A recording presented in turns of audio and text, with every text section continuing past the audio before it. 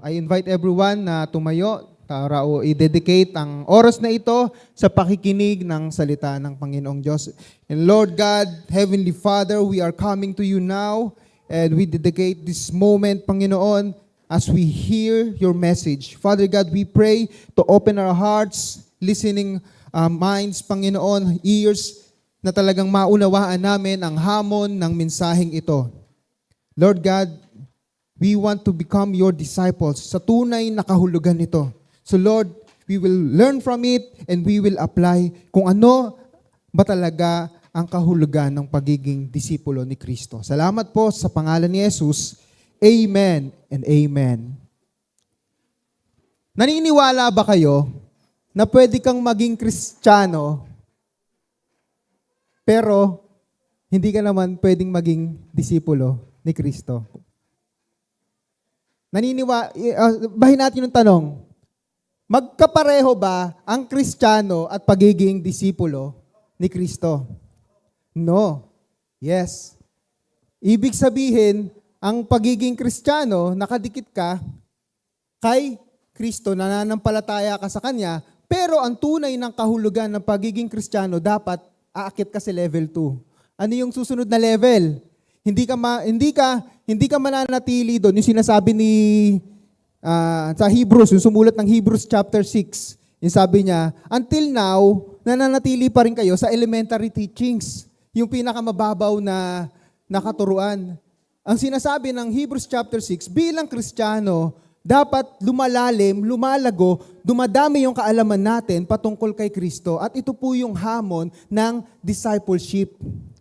Kasi pag sinabing Kristiyano, hindi ka na lamang konektado kay Kristo. Kumbaga, hindi ka na lamang, yung mananampalataya na sumasamba, that's good. Mananampalataya kay Kristo na uma-attend every Sunday, that's good. Idadagdagan natin nung pagiging disciple. At ang pagiging disciple ni Jesus Christ, dalawa ibig sabihin yan. At yun po yung aalamin natin. So ngayon, para mas maunawaan natin, alam na to ng marami sa atin, pero review lang ito. Ano ba ang disciple? What is a disciple? Ito po yung hamon sa atin. Kung maaalala natin, yung vision natin, di ba? The JSOSCC is a Christ-centered, soul-winning and disciple-making church. Ang church po, all throughout the history, nabubuhay po because of discipleship. Ito yung pinakamahalagang programa na dapat hindi natin babaliwalain. Hindi lamang ito programa ng church, kundi dapat maging personal na programa ng bawat Kristiyano. Pag sinabing personal na programa, kasama siya sa routine ng buhay mo, sa sistema ng buhay mo, araw-araw. So ngayon, aalamin natin kung ano ba yung ibig sabihin ng pagiging disipulo. So tignan muna natin sa dictionary muna ni Collins. Sabi dito, if you are someone's disciple, you are, number 1, influenced by their teachings and try to their example. Teaching and follow, yun yung 2 keywords ng pagiging disciple. Halimbawa, magpapakita tayo ng mga teachers dito. Yan. Sino to? Si Mahatma Gandhi. Meron mga tinatawag na disciples of Gandhi. Mga disipulo, ibig sabihin, they are influenced by his teaching. Diba? So, taga saan si Mahatma Gandhi?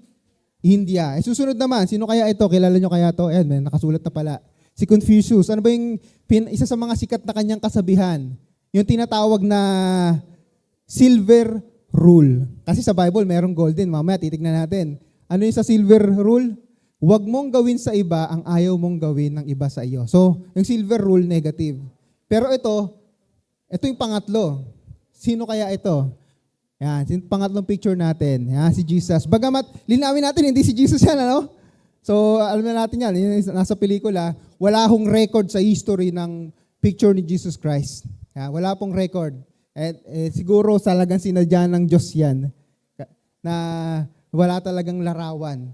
Kasi alam naman natin ng mga tao, baka sambahin yung mag-focus na dun sa larawan. Ang gusto ng Panginoon, we must come to Him in faith. Diba? So ngayon, si Jesus Christ, isa sa mga teaching niya, yung tinatawag na golden rule. Ano kaibahan ng silver sa golden rule? Yung silver, negative, di ba? Huwag mong gawin sa iba. Yung golden naman, ito. Yung nakasulat sa Luke 6:31. Basahin nga natin. 1, 2, 3, go. Yan. So, golden rule. So, ngayon, sa tatlong teachers na pinakita natin kanina, tayong mga Kristiyano, to be specific, we are disciples of Jesus. Tayo ay mga disipulo ni Kristo. Alamin natin kung ano ibig sabihin niya. So, tingnan natin. Ang salitang disciple, ano ba yung ginamit na salita sa New Testament? Sino nakakaalala? Letter M. Mathetes. Diba? Mathetes. So sa New Testament, tignan natin, next slide. Mathetes ang ginamit na salita na ang ibig sabihin ay student and follower of Christ. Ito po yung bubunuin natin. So ibig sabihin, nakikita na natin yung tanong natin kanina. Pwede pala na maging Kristiyano ka, tapos hindi ka disipulo ni Kristo. Pero dapat hindi siya normal. Dapat abnormal yun. Gigets natin? Kasi dapat ang normal, if you are a Christian, you must become a disciple of Jesus. Yun ang normal. Abnormal ang hindi Kristiyano ka pero hindi ka disipulo ni Kristo. Paano mo masasabi na ikaw ay disipulo ni Kristo? Ano yung ginagawa? Dapat ikaw ay, ang sabi dito sa Mathetes, ikaw ay student and follower. Palalimin pa natin. Next week natin alamin yung pagiging follower. So ngayon, mag-focus tayo sa pagiging student. Ako ay disipulo ni Kristo. Ang unang ibig sabihin niya, basahin natin. 1, 2, 3, go. Yan, ako ay estudyante ni Jesus. Kung ikaw ay estudyante ni Jesus, dalawa po ang ibig sabihin yan. Diba? Sasagutin natin yung tanong, paano ako magiging mabisang estudyante ni Jesus? Number 1, 1, 2, 3, go. Yes. Dapat kikilalanin natin na si Jesus ay guro ng buhay natin. Naalala ko dito nung kami ay nung nakaraan lang, yung community prayer meeting, community outreach sa Anahasa, kasi hindi ko kilala yung mga teacher, pero yung mga kasama ko sa church, yung namigay ng, sino ba yung mga kasama dito yung namigay ng school supplies, taas ang kamay, mga yan, sila Kit, diba? Yung mga namigay ng school supplies, diba? Nakakwentuhan nila yung mga teacher nila before, kasi sila ay mga estudyante ng mga teacher na, actually, yung iba hindi ko nga kilala eh. So, kinikilala nila na sila ay teacher nila nung dati. So tayong mga Kristiyano, bilang Kristiyano at disipulo ni Jesus, number 1, para ikaw ay maging disipulo ni Kristo, dapat you will recognize that Jesus is your teacher. At kung ikaw ay estudyante, paano mo ba ituring ang guru mo? Merong iba-iba, di ba? Merong sobrang mababait na estudyante. Merong hindi nagkakating. Meron ba dito hindi nagkakating? Merong hindi nangongopya. Merong nakikinig. Merong hindi nakikinig. Merong dumadaldal. Siguro meron dito laging top 1 lagi sa noisy. Uso pa ba ngayon yun? Hindi na? O baka de-tablet na rin ngayon? Nung panahon namin, uso yun, di ba? Tapos sobrang inis namin, mag-iingay talaga kami. Kasi yung nagtagalista maingay pero hindi na lilistahan ng noisy, no? So anyway, ang point natin dito, that number 1, ng pagiging mabisang estudyante ni Jesus, kikilalanin mo, tatanggapin mo na ikaw ay estudyante ni Jesus. Ibig sabihin, merong influence, may impact dapat ang mga katuruan ni Jesus sa buhay mo. Sa katunayan, sa Bible, si Jesus Christ ay tinawag siyang mabuting guro. Sabi sa Mark chapter 10, 17 to 18, nang siya'y paalis na, may isang lalaking patakbong lumapit kay Jesus.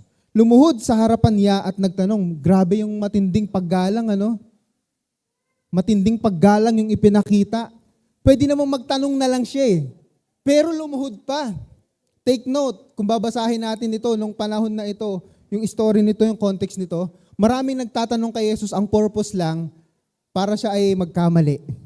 Hanapan siya ng butas at paratangan ng mga bagay na kasinungalingan. Pero ito, lumuhod sa harapan. Ito yung something na, ito po yung panahon natin ngayon. Marami akong mga nakausap na teacher ngayon. Real talk lang tayo, wag ma-offend, ano? Marami daw mga estudyante ngayon ay parang wala nang galang sa mga teacher. Totoo ba yan? Mga teachers, sumagot kayo. Totoo ba yan? Oh, mga teachers, oh. Kasi ngayon parang hindi mo na alam kung paano didisiplinahin, ano? Hindi ka na pwedeng magparusa, hindi ka na pwedeng magdisiplina. But anyway, andyan na yan. Pero sana, ang hamon sa ating mga Kristiyanong mag-aaral, ano? Huwag tayong pasaway, ano? Kailangan good examples tayo. So ito yung unang-unang, pag sinabi natin kinikilala natin na si Jesus ay guru natin, ipinapakita natin sa Kanya na iginagalang natin siya. Iginagalang natin si Jesus. Sa katunayan, ito yung sabi, ito yung tawag sa Kanya, mabuting guro. Di ba? Pwede naman sabihin, guro. Pero binigyan pa ng adjective, dinescribe pa anong klaseng guro. Siya ay mabuti. Ano ba ang dapat kong gawin upang makamtan ko ang buhay na walang hanggan? Malalim na katanungan. Yun naman ay sinagot ni Jesus. Pero tingnan natin yung response ni Lord Jesus Christ. Basahin natin. 1, 2, 3, go. Sumagot si Jesus, bakit mo ako tinatawag na mabuti? Walang mabuti kundi ang Diyos lamang. Itong verse na ito kadalasan, ginagamit itong pang-verse na, and verse na yun, nagpapatunay na si Jesus ay hindi Diyos. Sabi ni Jesus, walang ibang mabuti. Pero kung i-analyze natin, pati yung mga susunod na verses, hindi ko na nilagay dyan, sinabi ba talaga ni Jesus na hindi ako Diyos? Sa sagot na iyan. Ang ibig sabihin lang, nire-recognize, tinatanggap ni Jesus yung pagkatawag sa Kanya na siya ay mabuting guro. At in-elevate pa. Tinatawag mo akong mabuting guro, walang ibang mabuti kundi ang Diyos. Ang ibig sabihin, tinatanggap mo yung katuruan ko. Na ako ay Diyos. Kung wala niya sinabi, pwede naman sabihin ni Jesus Christ hindi ako Diyos. Walang ibang Diyos. Walang ibang mabuti kundi ang Diyos. Kundi, in-elevate niya, nirecognize niya yung pagkatawag sa Kanya ng mabuti. Kung kinikilala mo akong mabuting guro, kilalanin mo rin na walang ibang mabuti, kundi ang Diyos lamang. Sa ganung salita, parang ipinapantay niya yung sarili niya sa Diyos. Sa katunayan, hindi na natin nilagay dyan, ano yung sagot niya dyan? Ang sagot ni Jesus Christ, yung mga 10 commandments, huwag kang papatay, huwag kang mangangalunya. Kinote niya yung 10 commandments. Paano magkaroon ng buhay na walang hanggan. So makikita natin dito na si Jesus, mabuting guro. At yun ay tinanggap.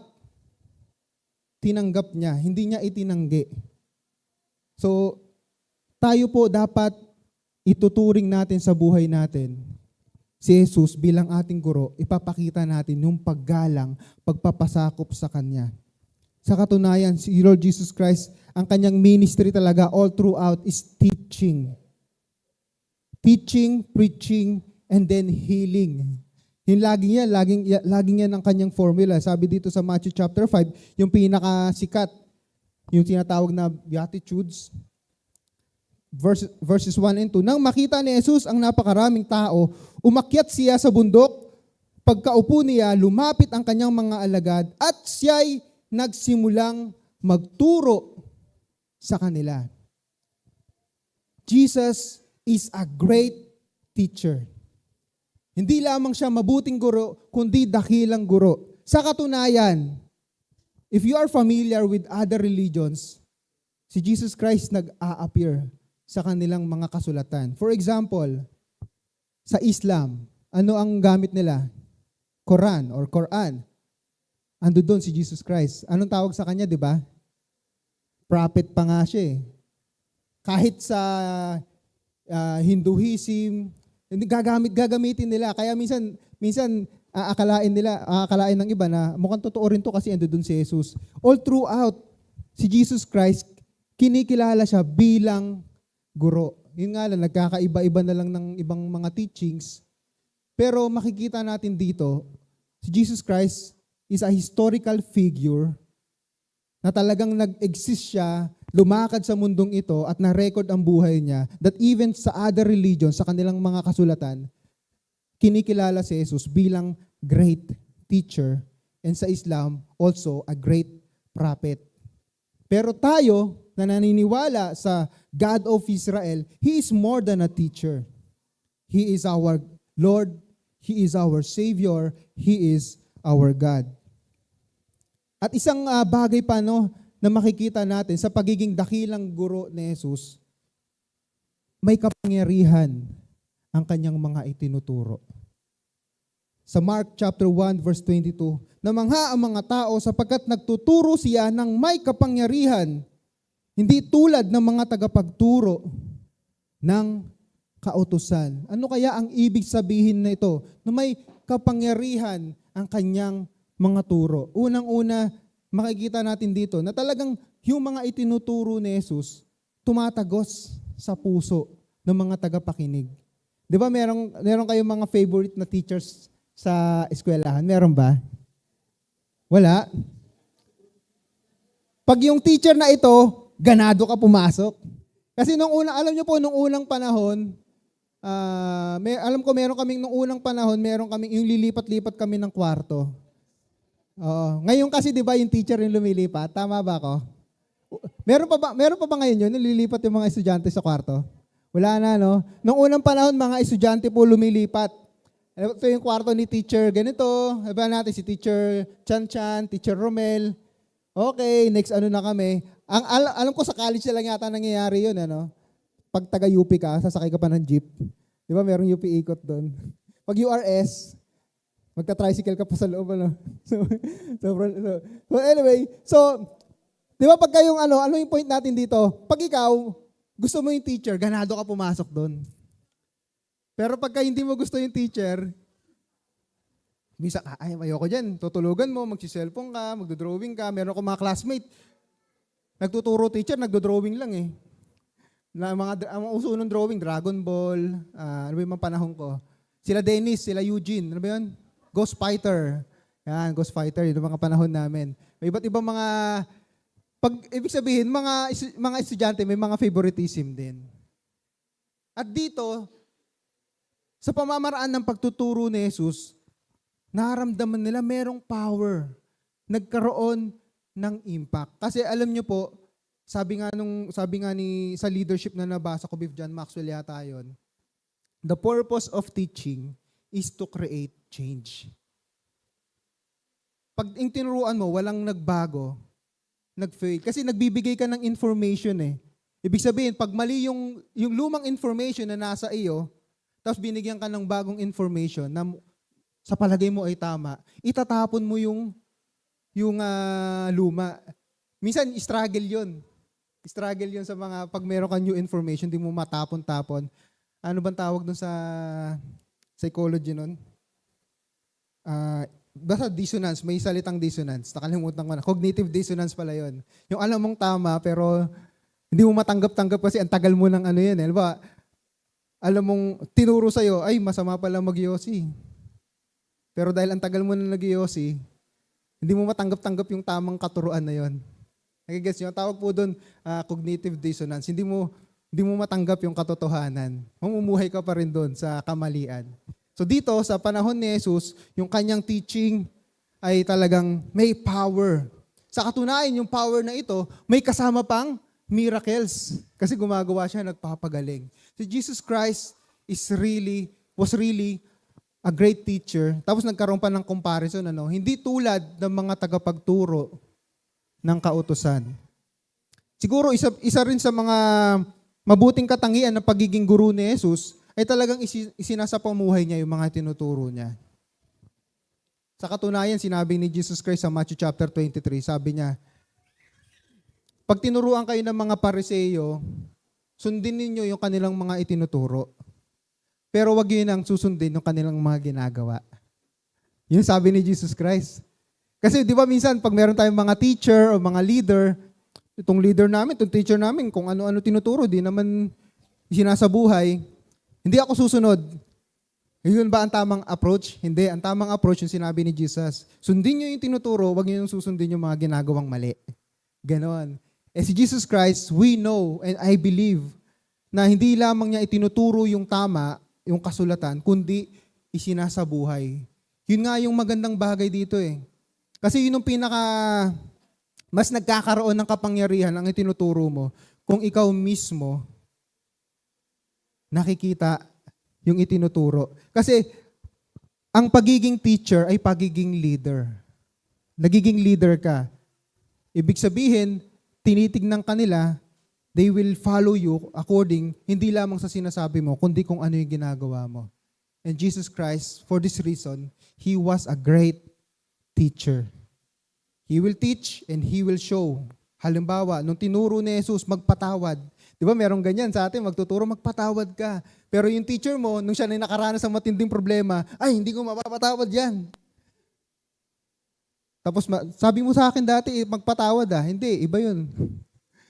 Iba yun sa'yo nun. Mas matindi yung ginawa. Pero kay Jesus Christ, talagang, nung sinabi niya magpatawad, talagang nagpatawad. Even sa krus ng Kalbaryo, Ama, patawarin niyo po sila sapagkat hindi nila alam ang kanilang ginagawa. Pinakita ni Jesus yung power of His teaching through His actions. Pangalawa, so paano ako magiging mabisang estudyante ni Jesus? Una, di ba, kailangan kilalanin natin ang pagiging guro ni Jesus. Igalang natin siya, ituring natin siyang guro. Ito, yung aplikasyon, magandang aplikasyon ito. 1, 2, 3, go!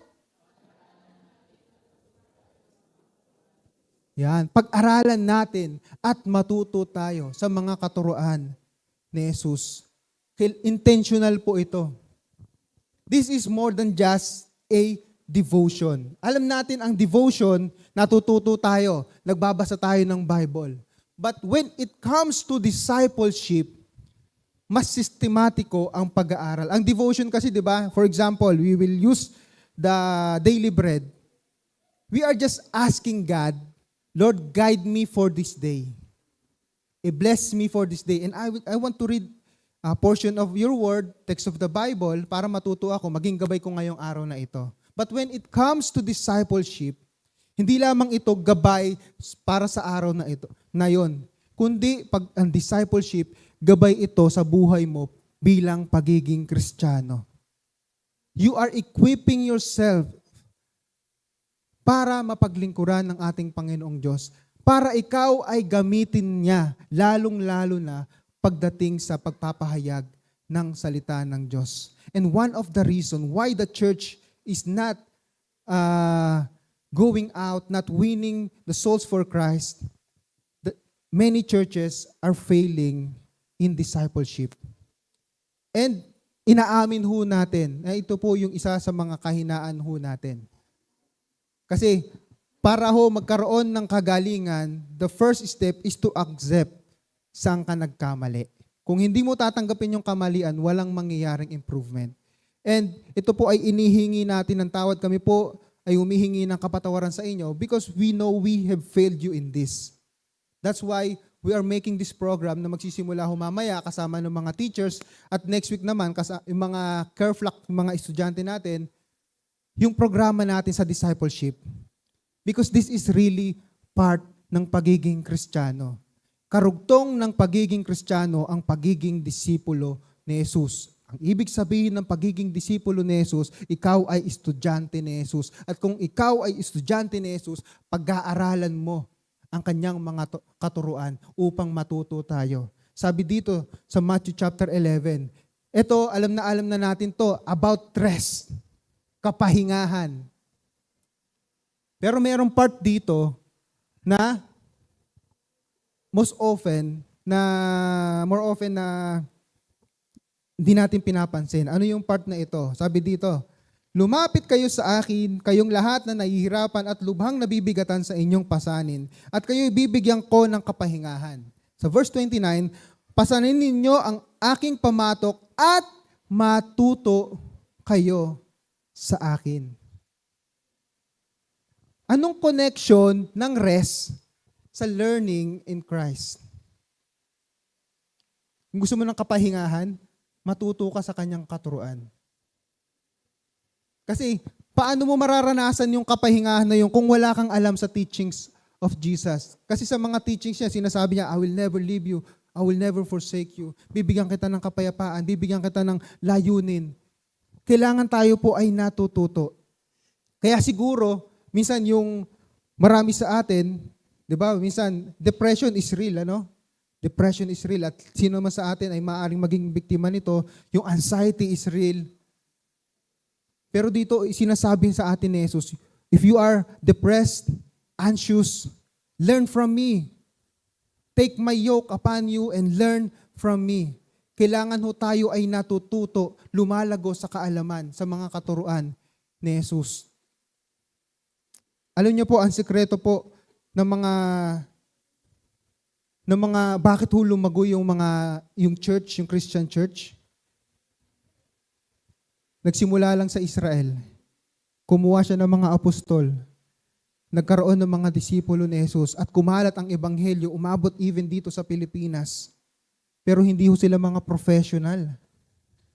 Sa katunayan, hindi ho sila, minamaliit sila ng community nila nung panahon na yon kasi mga hindi naman sila professional. Pero ano yung naging sekreto nila? Bakit sila naging matapang sa paghayag ng ebanghelyo? Isa sa mga favorite ko po itong verse na ito, yung sinabi sa Acts chapter 4, verse 13. Nagtaka ang buong kataas-taasang kapulungan ng mga Hudyo sa katapangang ipinakita ni Pedro at Juan. Lalo na nang malaman nilang mga karaniwang tao lamang ang mga ito at hindi nakapag-aral. Nabatid nilang dating kasamahan ni Jesus ang mga ito. Ano po yung pinupunto nito?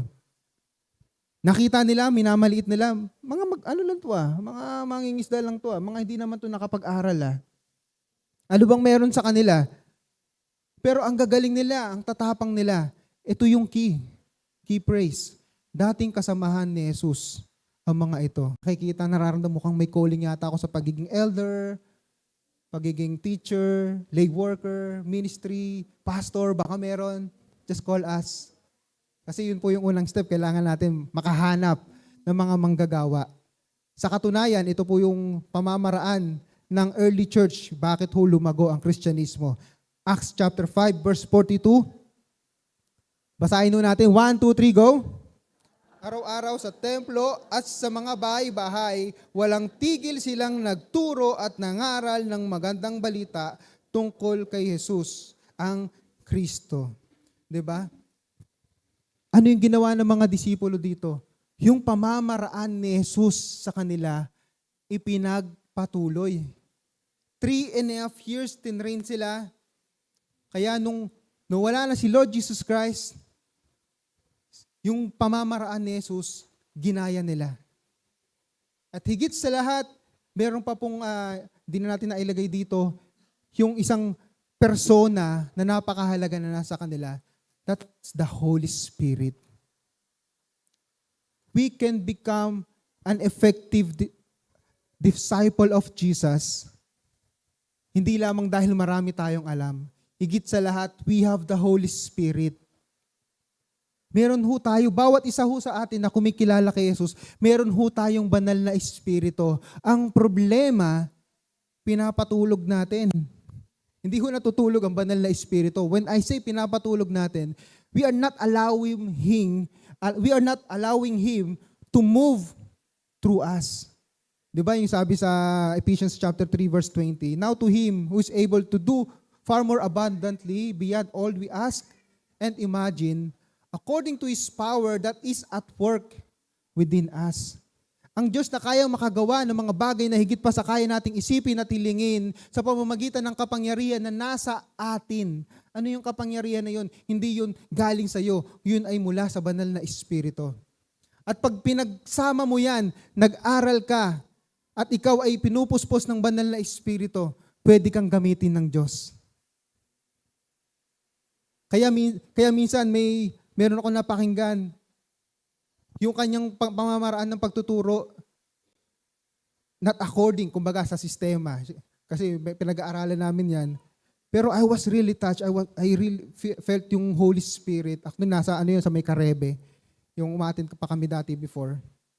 Kinuha na rin ng Panginoon ng pastor na iyon. Na-touch ako doon sa teaching niya. Sabi ko, hindi maganda yung pamamaraan ng siguro yung mga proseso, yung methods. Pero yung nag-focus ako doon sa message and naluluha ako sa message na yon. Yun sinasabi natin. Na meron kang kaalaman, pero pag ang banal na espiritu kumilos habang ikaw ay nagtuturo, tayo po ay pwedeng gamitin ng Panginoong Diyos. Kasi lahat tayo may banal na espiritu. Kailangan lang natin gawin yung bahagi natin. Maging disipulo tayo ni Jesus. Kailangan tayo ay maging estudyante.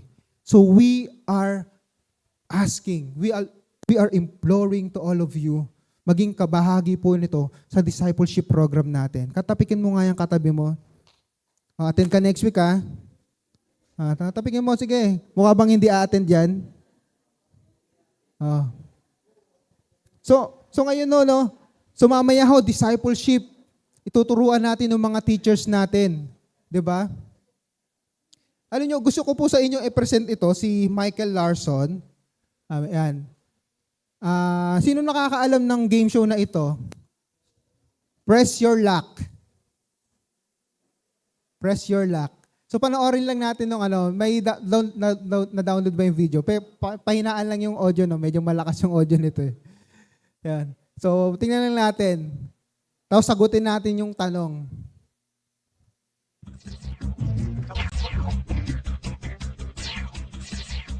Come on, big bucks, big bucks. I'm going stop. You gotta win.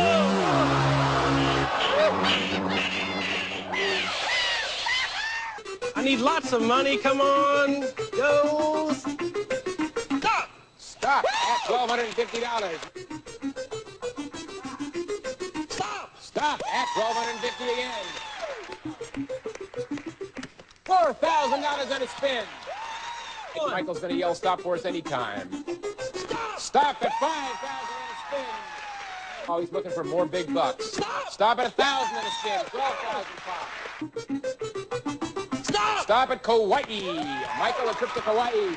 The value of the trip is $1,636. $14,136 on the line. Stop at spin. Go again. You You got a long way to go, James. Stop at $750. All right. Hold everything. We're at $10,135. We'll be back sometime. Sige, sa una. Sige, kwento ko na lang.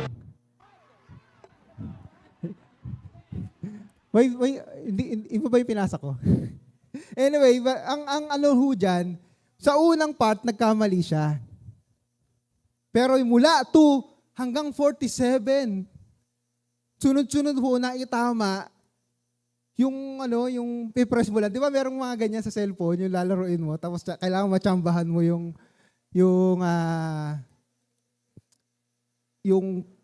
kung saan titigil. Alam niyo po, ang napanalunan niya dyan, 110,237. Diba? At yun po, kung sa pera natin ngayon, 6.2 million pesos. Kung pera ho natin ngayon, yan po yung katumbas. Kaso, ang problema, ang sabi sa kanya ng producer, nandaya siya. At ayaw ibigay yung premyo. Anong title? Press Your Luck. Ang tanong, was that a luck? Swerte lang ba o nandaya siya? Sa palagay nyo, anong sagot? Nandaya kaya siya o talagang swerte lang? O meron pang pangatlong sagot?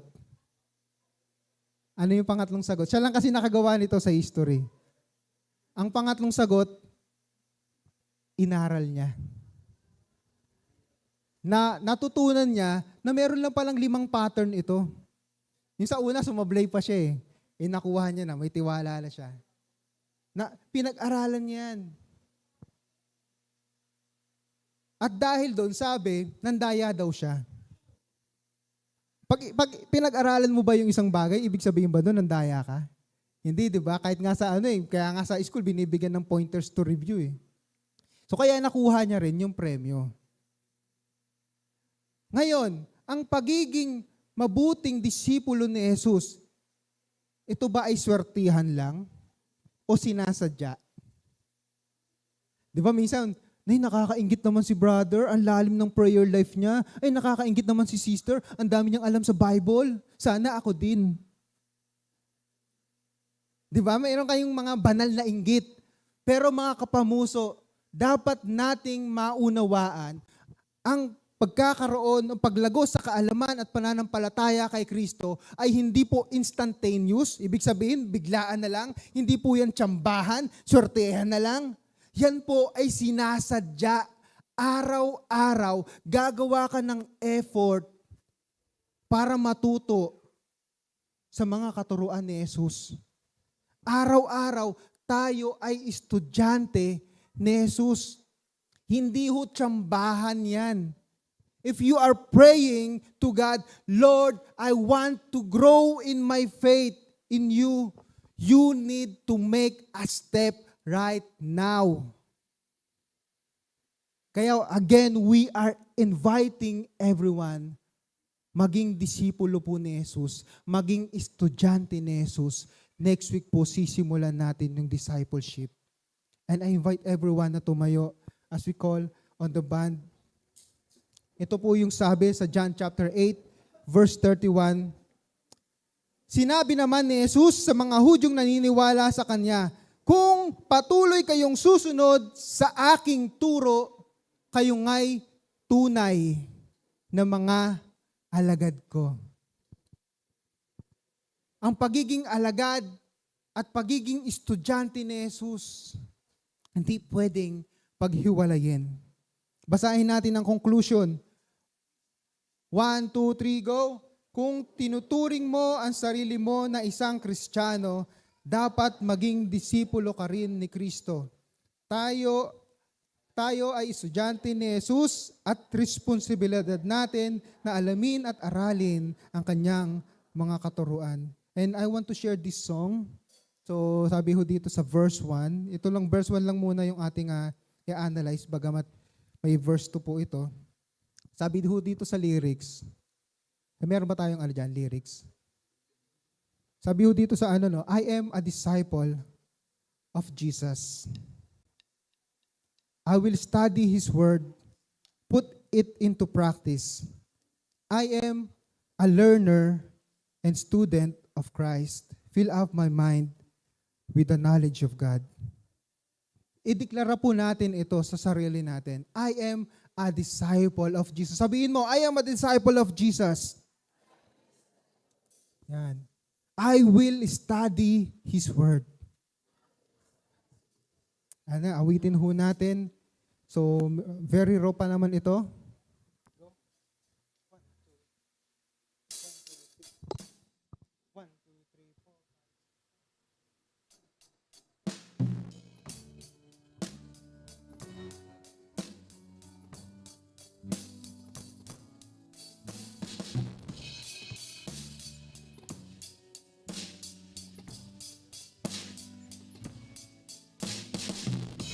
I am a disciple of Jesus. I will study His word, put it into practice. I am a learner and student of Christ.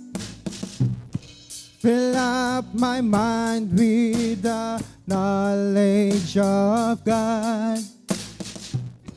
I am a disciple of Jesus. I will follow His voice. I will follow His voice, obey His commandments. I am a follower, devotee of Christ. Put in my heart all the teachings of God, 'cause I am committed to live for our God and grasp the Bible, apply in my life. I will abide, adhere to His word, increasing in knowledge,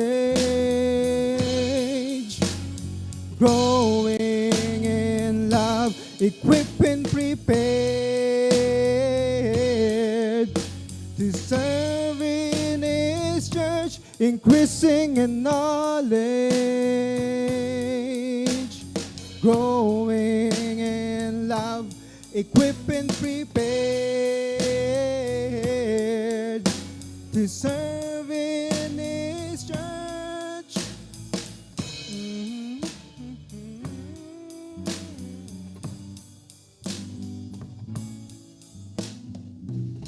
Yes, Lord.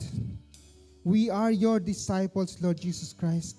We are your student. We are learners. Panginoong Diyos, kaya ang dalangin ko po, Panginoon, ang panalangin namin, Banal na Espiritu, touch us, Lord God, na tulungan niyo po kami, Panginoon, na bawat isa sa amin, sadyain namin na maging mabuting estudyante, na pag-aaralan ang iyong katuruan, na babasahin, pag-aaralan ang Biblia, Panginoong Diyos. Dahil tunay, Panginoon, hindi lamang po kami iyong iniligtas. Ang kasunod nito, Panginoon, kami ay magpapatuloy sa iyong mga aral at malalaman lamang makakapagpatuloy kami sa pag-aaral kung kami ay aaralin, sasadyain namin, magiging intentional kami, Panginoon, na maging estudyante mo. Salamat o Diyos. Change us so that we can become good students of Christ. Sa pangalan ni Jesus, Amen. I invite everyone na umupo po para sa pagpapatuloy ho ng ating komunyon.